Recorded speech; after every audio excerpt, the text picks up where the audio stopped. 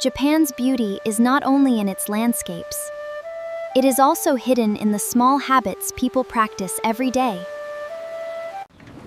Before entering a Japanese home, people leave their outdoor shoes at the door. Clean spaces begin with this simple habit. A small action at the doorway, respect for the place we call home.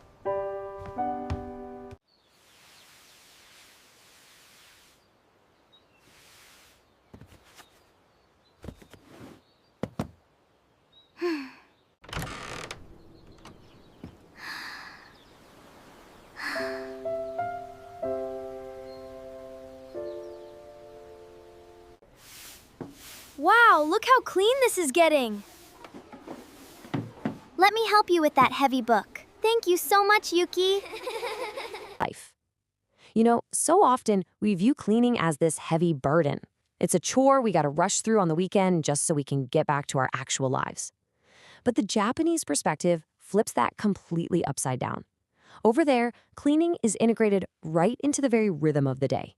It's this peaceful daily philosophy that brings calm to the mind just as much as it brings sparkling order to a room. So let's begin our day and see exactly how this works. Morning in the home. The entrance. Yuki's day begins right at the threshold of the home. This space is known as the Genkan.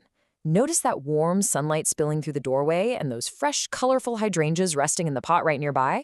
Well, the Genkan isn't just a place to dump your stuff after a long day. Oh no. It is a meticulously cared-for boundary between the bustling outside world and the private sanctuary of the home. By interacting carefully with this entrance space, Yuki and her family make absolutely sure that the inside of their home stays pristine, comfortable, and totally separated from the elements outside. Now, the crucial point here is exactly how this is done. It's a very structured routine. Step 1. You remove your outdoor shoes immediately when you walk in. Step 2. You don't just kick them off into a pile on the floor, you place them neatly in a dedicated wooden cabinet facing outward so they're ready for when you leave. And step 3, slip into a pair of clean, comfortable indoor slippers. These precise physical actions might seem incredibly small, but they trigger a profound psychological shift. You are literally and metaphorically leaving the dirt, the stress, and the chaos of the outside world exactly where it belongs. Outside. Moving deeper into the house, we see how this simple lifestyle creates a really seamless rhythm. On the left, we've got the morning routine. There's Yuki gently wiping down the wooden table, while her mom peacefully waters the potted plants. Imagine that subtle, rhythmic sound of the cloth wiping across the wood, mixing with the cheerful chirping of morning birds right outside those open sliding doors, letting in the fresh breeze. Then on the right, we see Yuki later in the day. She's wearing an apron, carefully preparing a simple, fresh meal, chopping vegetables, wiping the counter as she goes. Notice how there's no frantic energy here? The acts of cleaning, tidying, and cooking all blend together into one continuous, mindful flow of daily life. And this brings us to a really profound realization. A simple lifestyle creates a calm and happy home. Think about it. When you aren't constantly fighting against a massive mountain of accumulated mess, your home actually supports your well-being. By spending just a few intentional minutes every single morning on these small, mindful actions, wiping a table, watering a plant, folding a blanket, families make a massive difference in the overall peace of their household. It's all about daily consistency rather than weekend intensity. Now, let's take a peek at Yuki's own personal space. Just look at this colorful, bright room. It's highly organized for sure, but it doesn't feel sterile or empty at all. It feels warm, cozy, and lived in. Notice how her soft toys and books are beautifully arranged on those wooden shelves. Right now, she's gently putting a red plush toy into a beautifully patterned storage box. And if you look closely, you'll see that those boxes are clearly labeled. Art supplies go in one, toys in another, and books rest entirely on their own designated shelf. The lesson here is absolutely invaluable, especially for anyone struggling with clutter. When everything has a place, cleaning becomes easier and life feels peaceful. Just think about the frustration of trying to clean up when you don't actually know where things are supposed to go. It takes twice as much mental energy. But with intentional personal organization, tidying up becomes almost automatic. You don't have to agonize over where to put things. You just return them to their home. The emotional benefits of this are just huge. It significantly lowers your daily anxiety. All right, next we're moving to a very special place in the house, the sanctuary of the bathroom. In a lot of cultures, the bathroom is really just a utility room. It's a place you quickly scrub down only when it gets visibly dirty. But here, look at the stunning space with its bright blue tiles and deep wooden soaking tub. You can almost feel the peacefulness radiating off the screen. The water in the tub sparkles, and the whole room is luminous, just bathed in natural light pouring in from the garden window. We see Yuki helping to wash down the tiled floor, while fresh, fluffy towels are meticulously arranged on a wooden bench. They put serious effort into keeping the space absolutely immaculate, and they clean it not just weekly, but every single day. To define this clearly, Japanese bathroom cleanliness is all about maintaining the washroom as a pristine sanctuary to ensure it remains a deeply relaxing environment. See, because bathing is considered a vital time to cleanse the mind and body after a long day, the space itself literally must reflect total purity. You can't truly unwind in a space that feels grimy or cluttered, right? The bathroom acts as a daily retreat, and its absolute cleanliness is exactly what unlocks that deep, deep sense of relaxation. Okay, so we've seen how these habits shape the private home. But what happens when you step outside?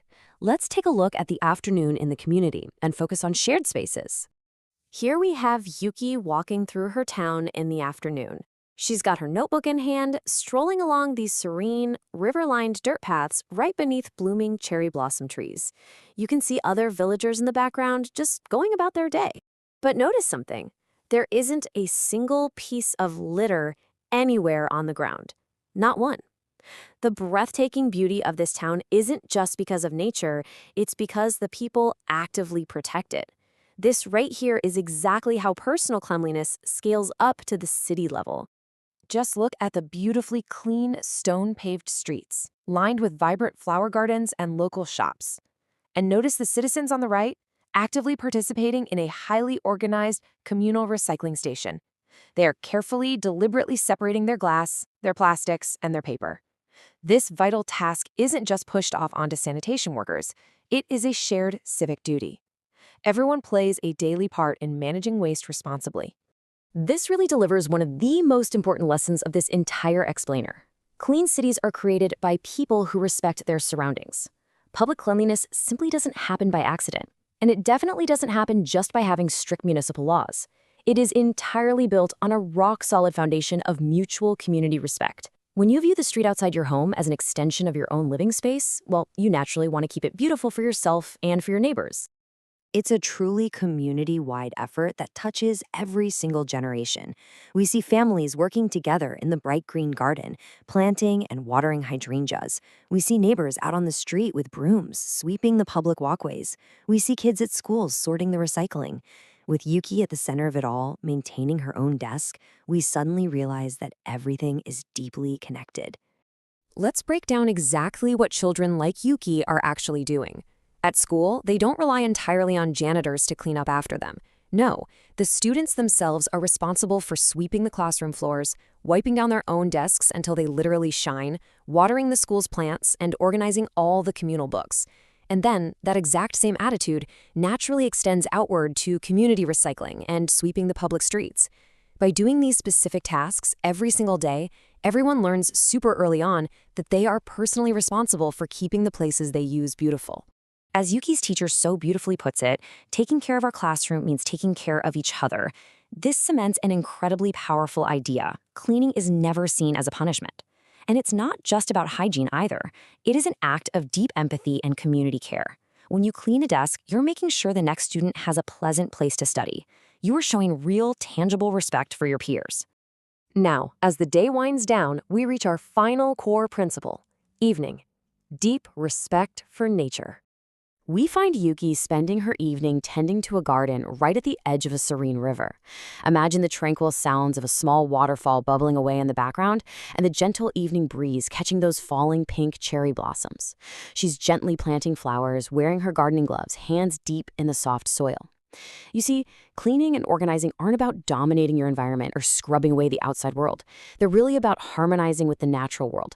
Tending a garden is just another form of tidying. It's helping nature be its most vibrant, beautiful self. So, as we wrap up this peaceful journey through Yuki's day, I want to leave you with a bit of a provocative thought. How will you bring this harmony into your own home today? Look, you don't have to change your entire life overnight. But maybe tomorrow morning you can take just one extra moment to neatly align your shoes at the door. Or maybe you can spend 2 minutes mindfully wiping down your kitchen counter, not as a heavy chore, but as a way to create a calm space for yourself. Remember, small actions make a massive difference. Thank you so much for joining me on The Explainer.